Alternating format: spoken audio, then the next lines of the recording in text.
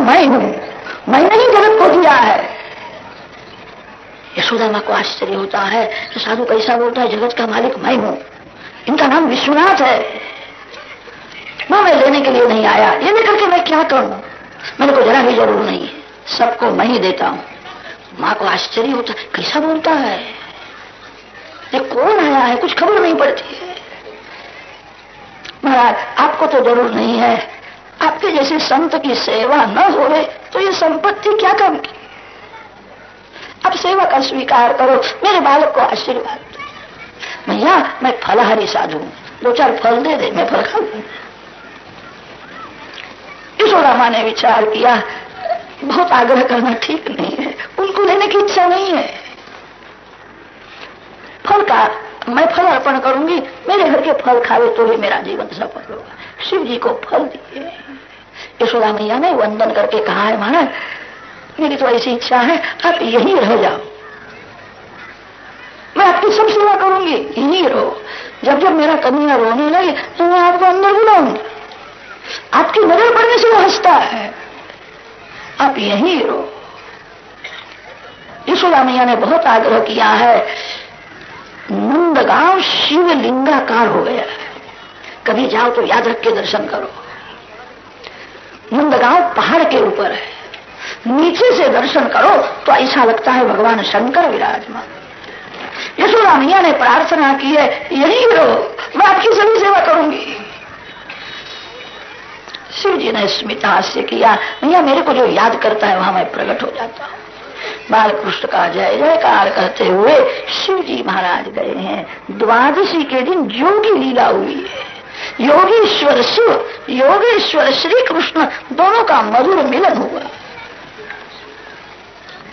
त्रयोदशी के दिन नंद बाबा मथुरा में कंस राजा को कर देने के लिए जाते हैं। कंस बड़ा राजा है, प्रतिवर्ष नंद जी कंस को कर देते थे। समय हुआ है, ब्रजवासियों को बुलाया है, सभी को समझाते मेरे को मथुरा जाना पड़ता है, मेरे बाल कृष्ण को संभालना। एक एक द्वार में 2-2 ब्रजवासी खड़े किए, मेरे लाला को संभालना। जो जगत को संभालता है उसको कौन संभाल सकता है। हृदय गोकुल में बाल कृष्ण आने के बाद उनको संभालो। भगवान को घर में स्थापन करना कठिन नहीं है, भगवान को संभालना बड़ा कठिन है।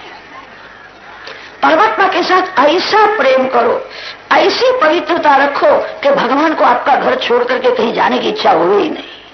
जहां अतिशय पवित्रता है, जहां अतिशय प्रेम है, जहां प्रेम से सेवा होती, वहां भगवान अखंड विराजते हैं। भगवान को घर में रखना कठिन नहीं है, संभालना बड़ा कठिन है।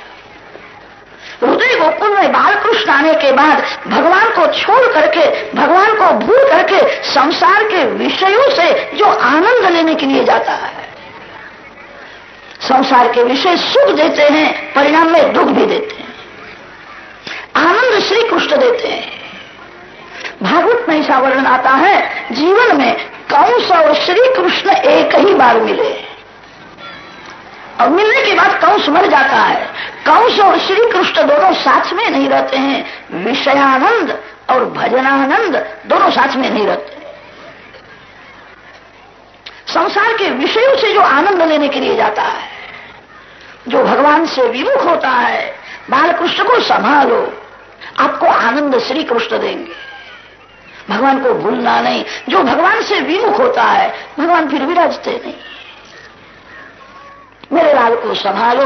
नंद बाबा मथुरा में गए हैं, कंस राजा को वार्षिक कर दिया है, फिर तो सोने की थाली में 5 रत्नों की भेंट अर्पण की। एक एक रत्न लाख रुपया का।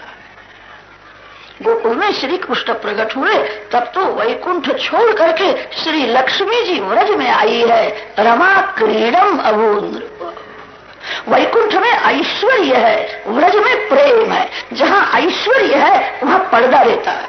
वैकुंठ में लक्ष्मी जी को पर्दा में रहना पड़ता है, सभी लक्ष्मी जी के पास नहीं जा सकते। जहां ऐश्वर्य है वहां संकोच रहता है। जहां प्रेम है वहां पर्दा नहीं है, जहां प्रेम है वहां संकोच नहीं है। व्रज भूमि प्रेम भूमि है। लक्ष्मी जी वैकुंठ छोड़ करके व्रज में आई है, नंद बाबा के घर में आई है। नंद यशोदा रोज लुटाते थे, घर भरा हुआ ही रहता। सोने की थाली में पंचरत्नों की भेंट अर्पण की है। एक एक रत्न लाख लाख रुपया का दिखता है। कंस ने देखा है, बड़ा प्रसन्न हुआ। एक एक रत्न लाख रुपया का दिखता है, सोने की थाली है। बाबा इतनी बड़ी भारी भेंट क्यों देते हो? नंद जी ने हाथ जोड़ करके कहा है, इस वृद्धावस्था में आप सभी के आशीर्वाद से मेरे यहाँ बालक हुआ, मेरे लाल को आशीर्वाद दो। कंस जानता नहीं है नंद बाबा का जो बाल है वही मेरा काल है। कंस जानता नहीं था कि बाबा आपके यहाँ बालक हुआ है, कि मेरे यहाँ बालक, इस वृद्धावस्था में आपके यहाँ बालक हुए, ऐसी मेरे को आशा नहीं थी। नंद जी ने कहा, मैंने भी आशा छोड़ दी थी, ये व्रजवासियों के बहुत उपकार है, मेरे लिए अनेक देवों की पूजा की, अनेक देवों को मनौती रखी, सभी के आशीर्वाद से हुआ। कंस ने कहा, बाबा मेरे को आनंद होता है आपके यहाँ बालक हुआ है, आपके यहाँ आकर के बालक के साथ खेलना चाहिए। इतना बड़ा राज मेरे हाथ में है, अभी तो मैं नहीं आ सकता, मैं यहीं से बालकृष्ण को आशीर्वाद देता हूँ, आपका कन्हैया मार्कंडायु होवे, सुखी होवे, आपका कन्हैया बड़ा राजा होवे। बाबा मेरा हृदय का आशीर्वाद है, कन्हैया का कोई शत्रु हो तो जल्दी जल करके खाक हो जाए। वो जानता नहीं उसके शत्रु कौन है। ईश्वर वह है, शत्रु जिसको आशीर्वाद देते हैं। बालकृष्ण प्रकट हुए तब देव ऋषि श्री कृष्ण का जय जयकार करे तो क्या आश्चर्य है। बालकृष्ण प्रकट हुए हैं, कंस राजा ने सुना तो कंस राजा भी बालकृष्ण लाल जय जयकार करने लगा। उसको बहुत भेंट मिली और राजी हो गया, जय जयकार करता है। नंद बाबा वसुदेव जी को मिलने के लिए आए। वसुदेव उपश्रुत्य भ्रातरम नंदमागतम। श्री कृष्ण प्रकट होने के बाद वसुदेव और नंद जी का यह प्रथम मिलन है। कोई भी मित्र आपको मिलने के लिए आवे, अपने सुख की बातें न करो, अपनी संपत्ति की मान बढ़ाई की बातें न करो। जो मिलने के लिए आया उसको क्या दुख है। दुखी के साथ अपने सुख की बातें करना योग्य नहीं है। दुखी को आश्वासन दो, भगवान कृपा करेंगे, आप सुखी हो जाओगे, आपके ऊपर कृपा होगी। नंद बाबा ने वसुदेव जी को अपने सुख की बातें नहीं की। मेरे यहाँ पुत्र हुआ, लोगों ने बड़ा भारी उत्सव किया, हमको बहुत भेंट दी, ऐसा कुछ भी बोलते नहीं। वसुदेव जी आज दुखी है, उनके साथ अपने सुख की बातें करना योग्य नहीं। नंद बाबा बहुत विवेक से बोलते हैं, ये कंस दुष्ट है, आपके पीछे पड़ा है, बिना कारण आपको त्रास देता है, भगवान उसको सजा करेंगे, आपके ऊपर कृपा होगी, आप सुखी हो जाओ। मेरे को दुख होता है, आपके बालकों को मारता है। मैंने सुना इस समय आपके यहाँ किसी कन्या का जन्म हुआ था, वो कन्या को मारने के लिए आया। लोगों ने मेरे को ऐसा कहा, वो कन्या बड़ी देवी हो गई, मैंने ऐसा सुना है। वसुदेव जी ने कहा, मैंने पूर्व जन्म में बहुत पाप किया है, इसीलिए मेरे बालक मर जाते। बाबा मैंने जब सुना आपके यहाँ बालक है आया है, तब से मैंने निश्चय किया है नंद बाबा के घर में जो बालक है वो मेरा ही बालक है।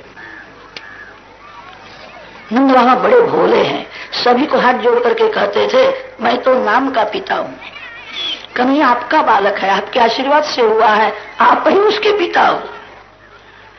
नंद जी ने विचार किया, वसुदेव जी पुत्र वियोग में दुखी है, मेरा उनका बहुत दिन से स्नेह संबंध है, मेरे कन्हैया को अपना बालक माने तो मेरे को क्या हर्ज है।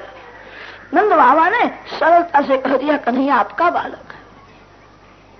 वसुदेव जी मन में बोले हैं, मेरा ही बालक है, आपका नहीं। रात्रि में मैं आया था, आप सब सोए हुए थे, मैंने अपना बालक आपके घर में रखा। बाबा मैं रहता हूं मथुरा में, मेरा मन गोकुल में, आपके घर में ही मेरा मन रहता। मेरे को बाल कृष्ण की बहुत चिंता होती है। लाला को संभाल, अब बाहर घूमना अच्छा नहीं है, जल्दी घर में जाओ। मेरे को ऐसा दिखता है कोई राक्षसी आवेगी। मेरे जीवन में अनेक दुख के प्रसंग आए हैं, कोई विपत्ति आने वाली हो तो मेरे को अंदर से खबर पड़ जाती है। मेरे को ऐसा दिखता है कोई राक्षसी आकर के बालक को त्रास देगा। अब बाहर घूमते हो ठीक नहीं है, जल्दी घर में जाओ, बाल कृष्ण को संभालो।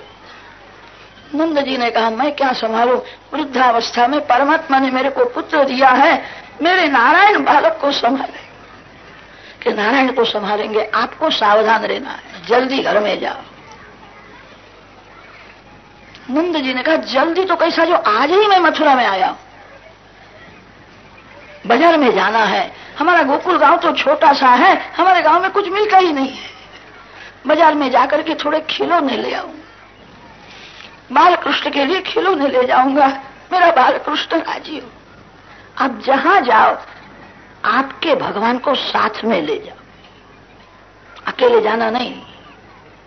आपके भगवान की पूजा किए बिना आपको भोजन भाता हो तो मानना मेरी भक्ति सच्ची नहीं है। परमात्मा की सेवा पूजा किए बिना आपको खाने की इच्छा क्यों होती है? जहां जाओ वहां भगवान को साथ में ले जाओ।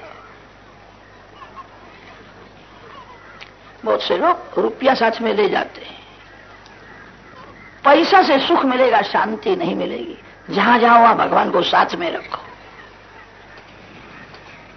2-3 मिनट हो गए कि भगवान का दर्शन करो।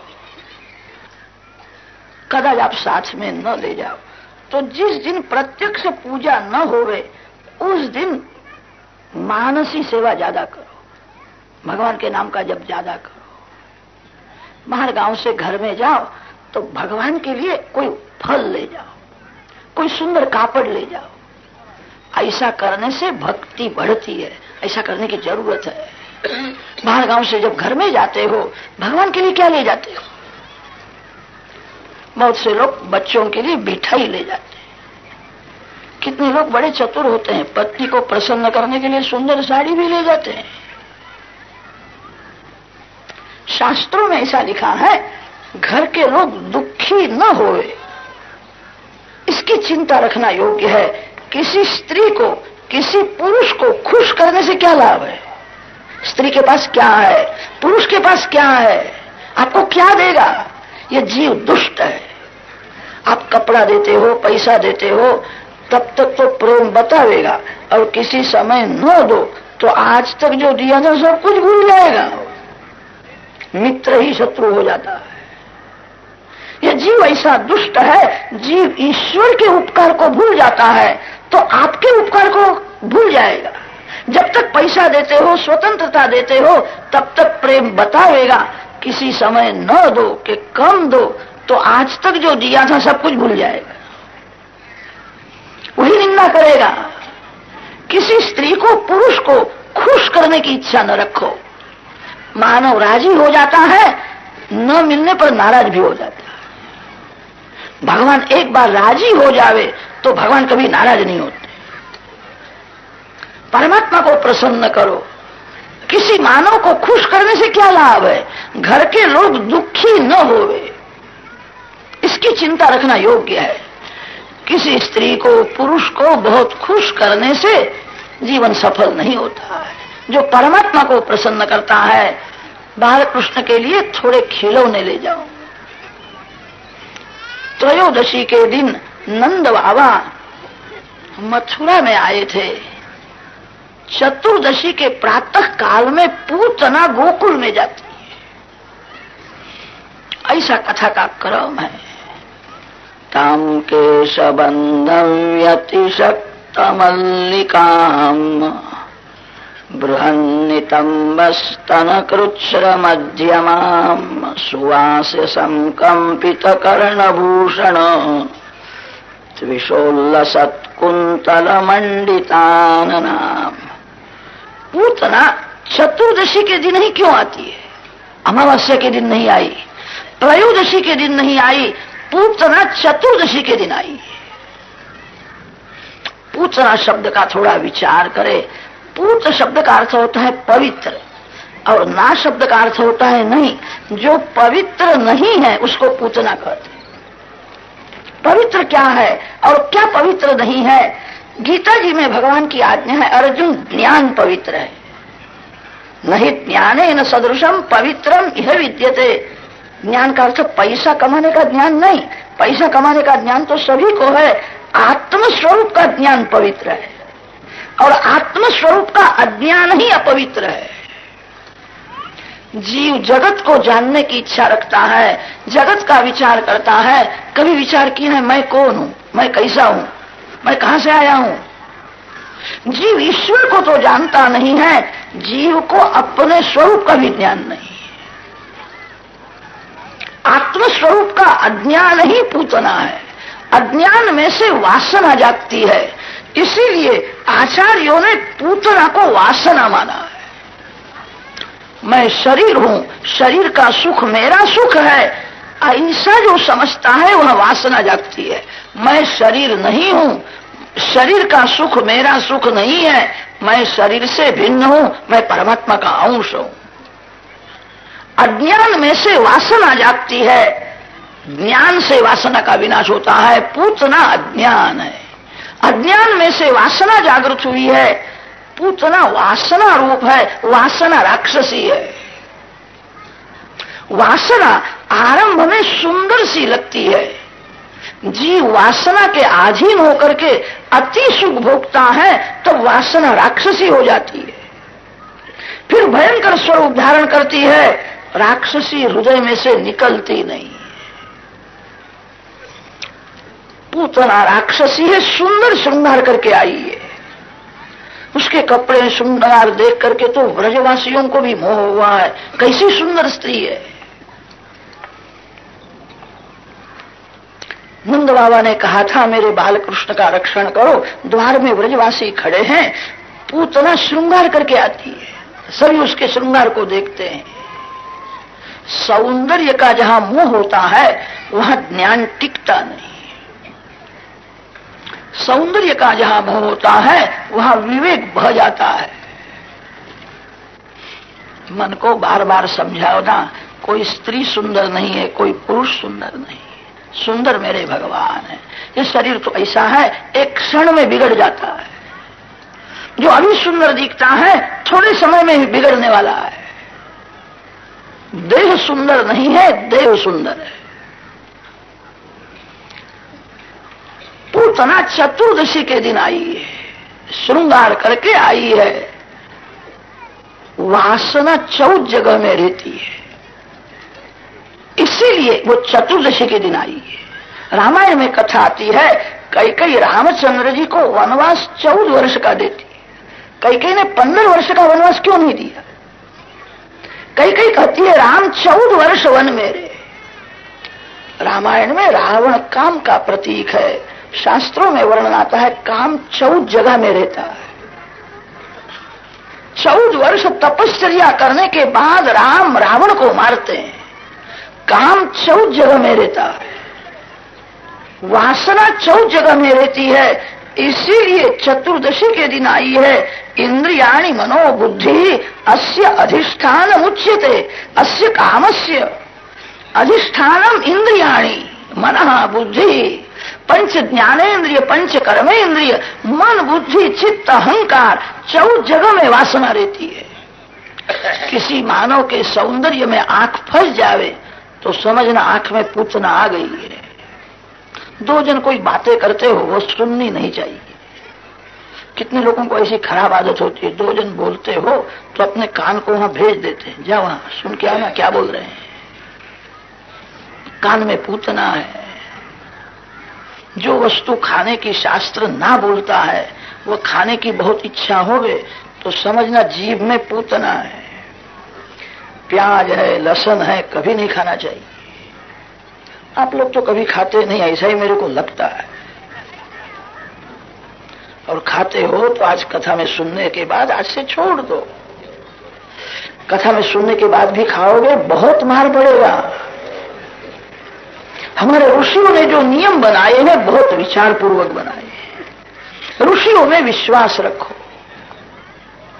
आजकल के लोग डॉक्टर में विश्वास रखते हैं, शास्त्र में विश्वास नहीं रखते। शास्त्र की रचना करने वाले ऋषि निस्वार्थ है, झाड़ के नीचे बैठते थे। स्वार्थी मानव कदाच झूठ बोलता होगा, ऋषियों को कोई स्वार्थ नहीं है। शास्त्रों में श्रद्धा रखो। प्याज है, लहसुन है, खाने से वासना बढ़ती है, रजोगुण बढ़ता है, मन चंचल हो जाता है। इसीलिए ऋषियों ने खाने की आज्ञा नहीं दी है, सादा भोजन का।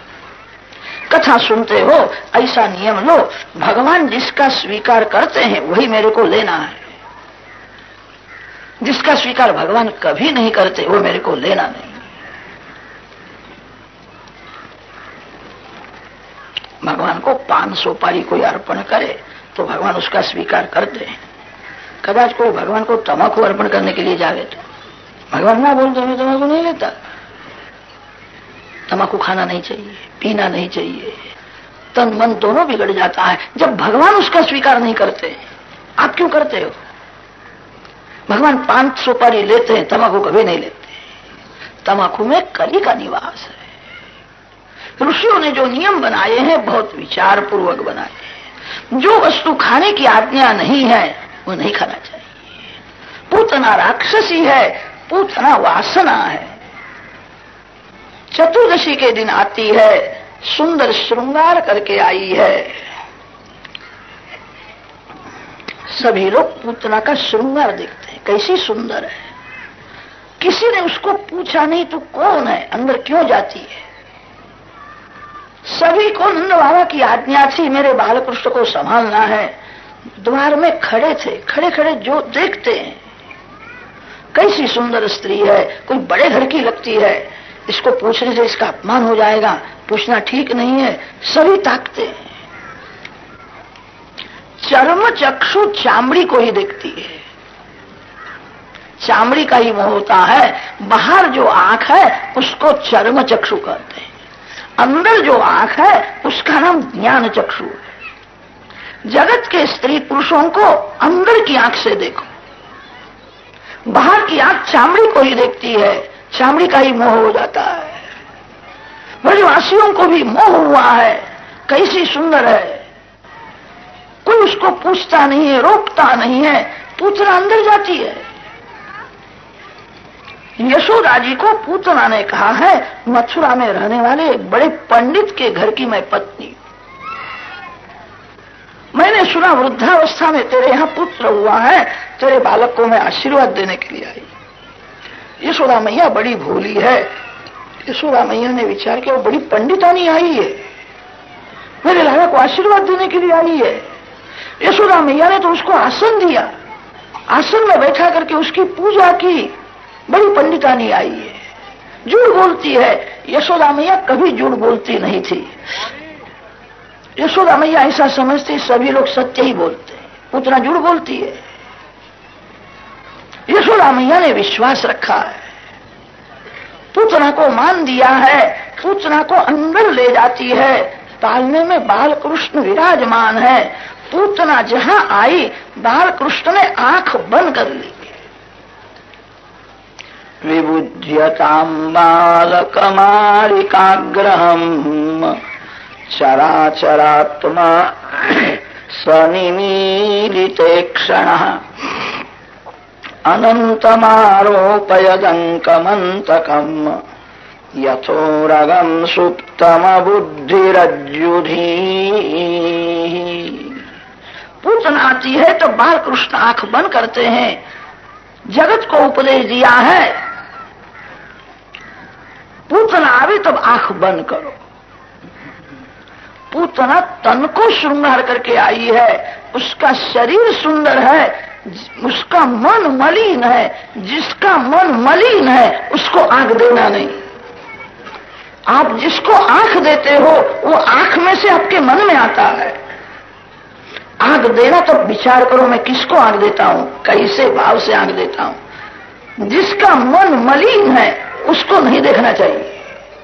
पूतना तन को श्रृंगार करके आई है, पूतना का मन बहुत बिगड़ा हुआ है, इसीलिए बालकृष्ण उसको आंख नहीं देते हैं।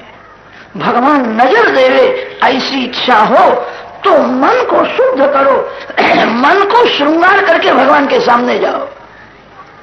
मानव दर्शन करने के लिए जाता है, कपड़ा बदलता है, तन को श्रृंगारता है। भगवान किसी के तन को नहीं देखते, कपड़े को नहीं देखते हैं। सुदामदेव द्वारकानाथ को मिलने के लिए गए, फटे हुए कपड़े थे, मलिन कपड़े थे। सुदामदेव का हृदय शुद्ध था।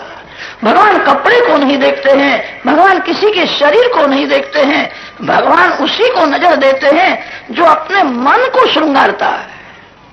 मन शुद्ध करके जो भगवान के पास जाता है उसी को भगवान नजर देते हैं। पूतना तन को श्रृंगार करके आई है, पूतना का मन बहुत बिगड़ा हुआ है। जिसका मन बहुत बिगड़ा हुआ है उसको आंख देना नहीं। जिसको आप आंख देते हो वो आंख में से आपके मन में आता है। आंख दो तो विचार करके दो, मैं किसको आंख देता हूं, किस भाव से आंख देता हूं। पुत्र आती है तो बाल कृष्ण आंख बंद करते हैं। चराचरात्मा स निमीलिते क्षण, निमीलिते ईक्षण यस्य सः निमीलिते क्षण। पूछना आई तब आंख बंद करते हैं। एक संत ने वर्णन किया है, बाल कृष्ण आंख बंद करते, इसका कारण दूसरा है। पूतना जब आई तो बाल कृष्ण विचार करने लगे, इसने ऐसा कौन सा पुण्य किया है मेरे पास आती है। इस जन्म में तो इसने बहुत पाप किया है। परमात्मा के पास जाना बड़ा कठिन है। भगवान ही कृपा करके मानव के जीवन में दुख के प्रसंग उत्पन्न करते। आपके जीवन में ऐसा प्रसंग आवेगा, आपका मित्र विश्वासघात करेगा, मित्र साधारण कारण से शत्रु हो जाएगा। जो मित्र नहीं लायक भगवान है, पता है। श्रीमान की खुशामद करता है, भगवान के पास नहीं जाता है। प्रभु के पास जाना बड़ा कठिन है। पूतना तो इस जन्म में बहुत पाप करती है, इसने कुछ पूर्व जन्म में पुण्य किया होगा। ऐसा क्या पुण्य किया आज मेरे पास आती है।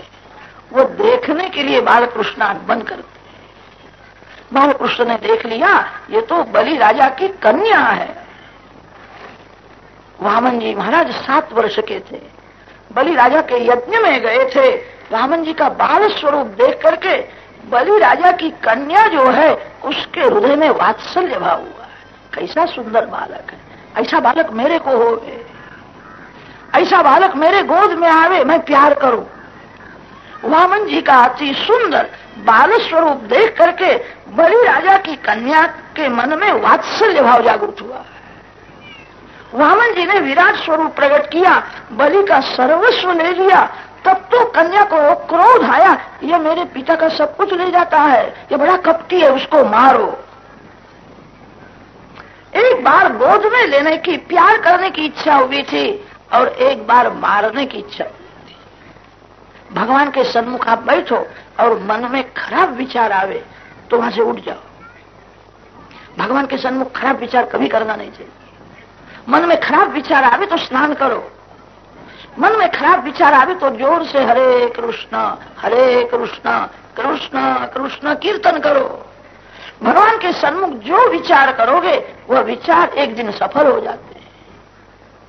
बलि राजा की यह कन्या है, वामन जी को गोद में लेने की और मारने की उसको इच्छा हुई थी।